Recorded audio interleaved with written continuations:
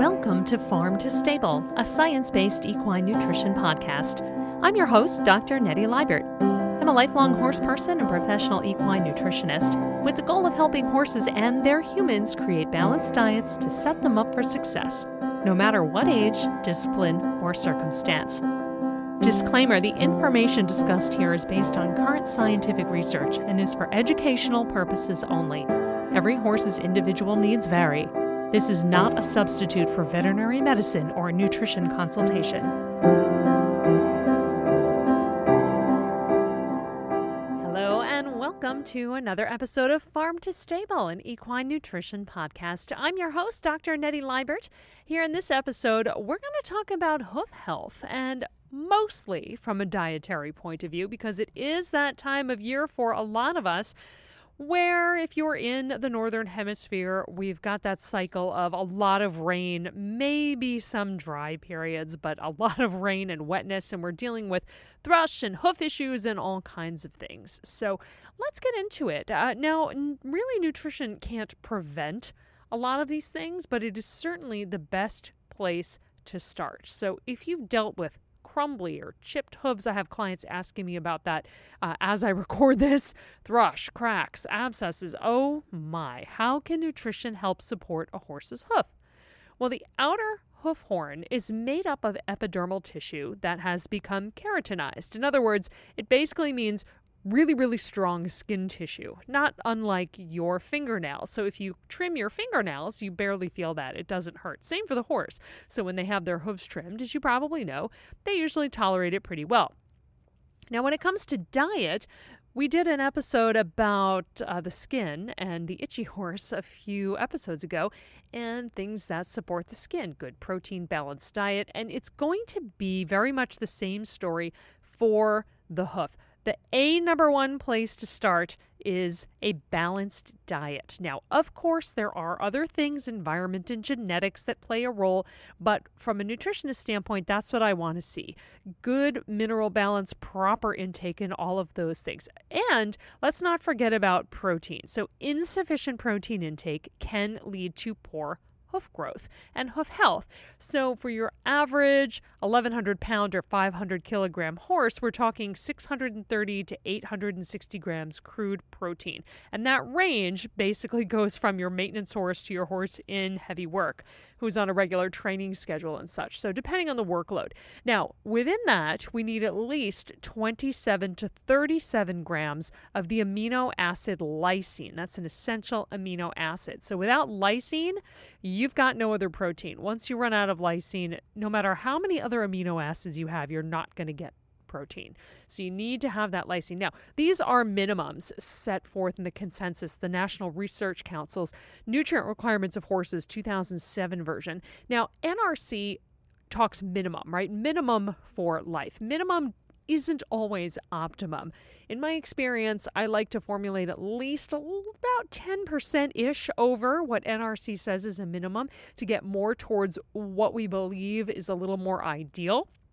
But at the very least, minimum. Now, if you're feeding a horse a commercial concentrate that is properly formulated and you're feeding it according to the directions, then you should be feeding your horse at least those minimum requirements or very close to it.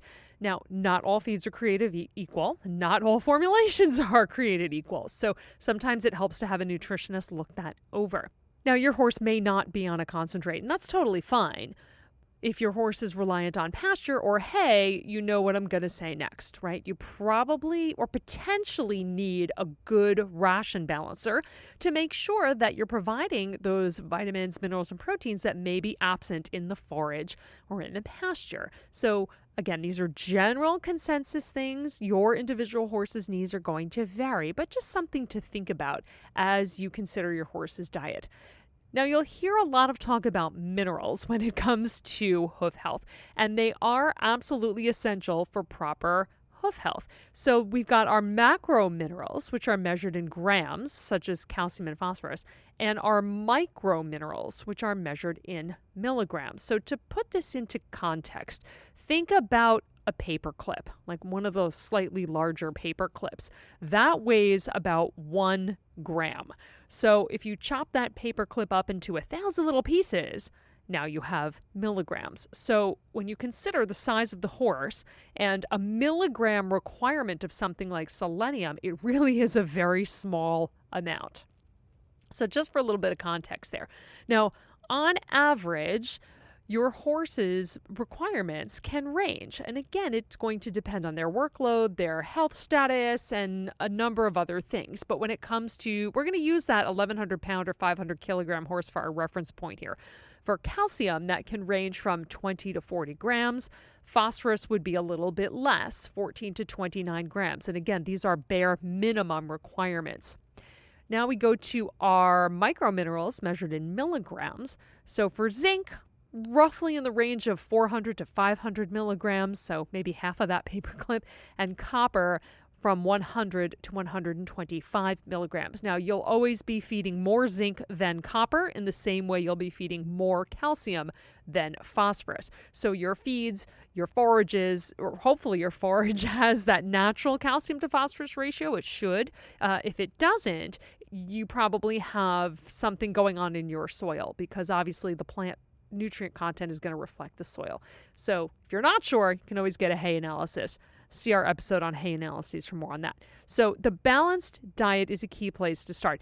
We got to talk about selenium too, because a lot of talk comes up about selenium when we talk about hair and hoof health. Selenium really only the requirement for that horse, 1,100 pounds, 500 kilograms, only minimum 1 to 1.25 milligrams. That's it. Tiny, very small amounts. And more isn't always better because we know that very high amounts of selenium can be toxic. Now, you have to try pretty hard to get that selenium to a toxic level in a diet. And if it is, that diet is either poorly formulated or the product has been contaminated most of the time. Not always, but in general, horses have a very small requirement for selenium. Selenium does a lot of things. In addition to hoof and hair health, it also serves as an antioxidant. You'll see it a lot with vitamin E. It what we call recharges vitamin E as an antioxidant. That's another topic, but it is definitely an essential ingredient when it comes to hoof health. Now, I know you're all thinking, why isn't she talking about biotin? Well, here we go. There are studies that have shown supplementing biotin can improve hoof wall integrity, but you're not going to see that change for quite a while. It can take 6 to 9 months, 9 months probably a minimum, upwards of 9 to 12 months of supplementation to adult horses. Now, how much biotin are we talking about? For our 1,100 pound horse, probably in the neighborhood of about 20 to 30 milligrams at least of biotin to those horses every day for 9 months to a year. There is no known requirement for biotin for horses. It's a B vitamin. It is water soluble, and whatever the horse's body doesn't use and absorb will be eliminated mostly in the urine, some in the feces potentially. So the reason that there's no known requirement, we suspect that the microbial fermentation and the bacteria in the hindgut are providing some of those B vitamins, although more research is necessary to really fully understand those mechanisms. But supplementing biotin can be helpful. From personal experience, I've taken biotin in the past and my fingernails started to grow like crazy. So if you've had the same experience, you can see how potentially that could benefit your horse, especially if you're trying to help them grow out a crack or grow out some rings from laminitis or something. It isn't a guarantee or a cure or a preventative, but it can be supportive. Now, I've thrown some numbers at you. We've talked about some minerals and, of course, the vitamin biotin, but over-supplementing can also be a problem, especially when it comes to minerals. Minerals need to be fed in a very careful balance. Why, you might ask, do I need to feed more calcium than phosphorus or more zinc than copper? And it's all about how these minerals are absorbed in the small intestine. So zinc and copper, for example, they use the same transporter to go from inside the small intestine to outside the small intestine into the bloodstream. And if you overfeed copper, you might prevent zinc from being absorbed, and now you have a mineral imbalance. So I also liken it to riding in a car. If you have a car that seats 5 people, you can't fit 10 people in that car. They're going to compete for a seat in that car, but you have to have the right balance of weight in that car for the car to operate smoothly. Just go with me on this. So it's sort of similar when you think about mineral absorption. So if you start thinking, oh, if some is good, more is better, that is absolutely not the case. So over-supplementing can not only be a drain on your wallet, it can potentially be unnecessary and potentially harmful. So are hoof supplements necessary? It depends. You knew I was going to say that, right? It depends on the horse. But if the diet is balanced and the hooves are still struggling, a hoof supplement may help. Now, not all hoof supplements are created equal. And again, I encourage you to look for, at least in North America, the yellow NASC seal, because at least those products guarantee their ingredients. And not all products do, especially in the supplement world. Here in America, there are no regulations on it. In Europe and in other countries, the rules could be a little different, but here in the United States, there's very little regulation. So I'll step off my soapbox on that for a moment. So do you really need a hoof supplement? It depends. If the diet is not balanced, one of the best places to start is potentially a ration balancer. Potentially, it depends. A short-term boost in nutrients from a supplement in addition to that balancer may or may not be helpful. We just need more research. But again, more isn't always better. So when it comes to hoof supplements, you also need to pay attention to the amounts of these minerals that are in them. I have balanced many a diet for many a client who have said, oh, my horse is on hoof supplement X. And I've told them, look, it's really not necessary. Even though you say that you're worried about your horse's hooves, you're meeting the needs, the diet is balanced, and some of the hoof supplements are very concentrated. So again, just by throwing more and more at something isn't better. Now, that said, if you have a horse who is deficient or really struggling, sometimes a little bit of that hoof supplement, of a good quality, reputable supplement, potentially could be helpful. As I mentioned, it's all individual and it depends on the horse and the supplement. These are just some general examples. Now, I want to do some quick bullet points about hoof management. Now, I'm going to put some links in the show notes for some great resources from the University of California and the University of Minnesota, where a lot of these come from. And if you've ever dealt with a hoof crack, you know they can be very frustrating. So even when your horse gets regular trims and is shod by a great farrier, sometimes they're just hard to get rid of. And if you live in an area where there's a lot of wet, dry cycles here in the northeastern United States, we're dealing with that right now. We're getting a ton of rain and a few days of dry, then a ton of rain and a few days of dry. So that wet, dry cycle is really tough on hooves, and it can contribute to cracks, as does poor trimming. So if your horse is not trimmed on a regular basis, that can be an issue. So some horses, remember, are born with poor hoof quality, but a good farrier and good nutrition can certainly help support them. Trimming and shoes. So this is obviously very dependent on the horse. Some horses need more frequent attention than others. For some, 8 weeks between trimmings might be fine. For another, they may be needing a trim every 5 to 6 weeks. The workload, competition type, terrain, how the horse is turned out, these can all affect frequency of trimming. So the key is to find a really good farrier, and they are out there. So you can ask for referrals, for credentials. It's not necessarily something to bargain shop for.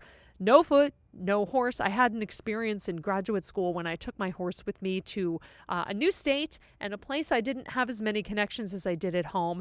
And suffice to say, I was not pleased with what the farrier did to my horse's hooves, and I was very upset. I took pictures and I texted my farrier at home, and fortunately I was close enough to bring my horse home for the weekend so my farrier could fix him. But it was a real wake-up call. So it is very important to work with your farrier. Thrush. Now, we all fight this battle, no matter how clean your stalls are and how much your paddocks are maintained. The main cause is actually not mud, according to the UC Davis Center for Equine Health. And again, that link is in the show notes. However, standing in dirty, manure-filled stalls or turnouts that are not picked up with a lot of manure and urine, that will cause problems. Thrush is a nasty fungus and sometimes can be really persistent and hard to get rid of. So you want to keep your stalls as clean as possible, obviously overnight. The horses are going to go to the bathroom in their stall if your horse is inside. But frequent mucking to reduce the incidence of thrush, letting the stalls dry out when the horses are turned out. Some topical treatments can be very useful. Your farrier can recommend some of their favorite topicals, what they find works the best in their experience. I've had these conversations with my farrier too. The struggle is real. But one thing, again, we're all battling with in the springtime is mud. So standing in mud will not moisturize the hooves. It also itself won't cause thrush, but it's that fungus. If it's present in the mud or mixed in with manure, that's when you have a problem. But mud generally is a mess and hard to deal with. So if you are able to work with the drainage of your paddocks to help reduce that, that's great. If hooves are very dry, again, talk to your farrier about a recommendation regarding a good topical product that could potentially help out your horse. So again, one more time, I'll put those links in the show notes. You can read a little bit more about tips and tricks from UC Davis and University of Minnesota with some well-written fact sheets there. So we kind of hit on a couple of things this episode, from some nutrition to some management issues, and obviously here to help you, the horse owner. I hope you picked up something of interest that you would like to take home or share with your friends. As always, feel free to send an email to equinenutritionphd@yahoo.com, especially with your show ideas or topics you'd like to hear about. I'm always on the lookout for some good ideas and welcome your feedback. In the meantime, thank you so much for listening. Do enjoy time with your horse, and we'll see you in the next episode. Thank you for listening to the latest episode of Farm to Stable, a science-based equine nutrition podcast. Please share and subscribe if you found the content interesting. And if you have a topic you'd like to hear about, send it to equinenutritionphd@yahoo.com.